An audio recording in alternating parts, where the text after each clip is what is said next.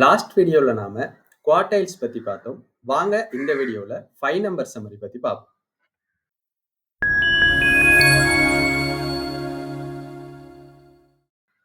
ஒரு டேட்டா செட்டோட ஸ்ப்ரெட்டை அளக்குற மெத்தட் 2 இருக்கு.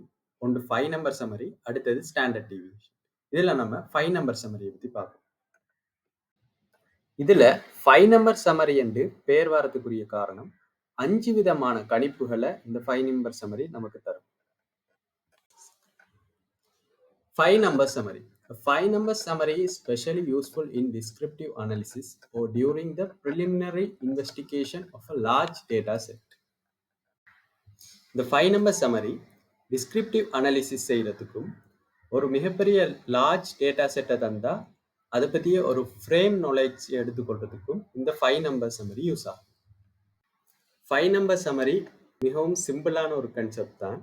நம்ம ஆல்ரெடி பார்த்த குவார்டைல்ஸ் மீடியன் இது ரெண்டோட மினிமம் மேக்சிமம் ஹெட் பண்ண சொன்னால் 5 நம்பர் சம்மரி நமக்கு கிடைக்கும். ப்ரீவியஸ் வீடியோவில் ஒரு டேட்டா செட் தரப்பட்டா அதோட குவார்டைல்ஸ் மீடியன் எப்படி காண்றேன்னு சொல்லி நம்ம பார்த்தோம்.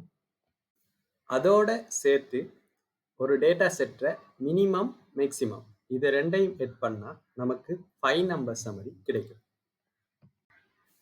எக்ஸாம்பிளுக்கு இந்த டேட்டா செட்டை எடுத்தோம்னு சொன்னா இதுல 5 நம்பர் சம்மரி இப்படி தான் வரும்.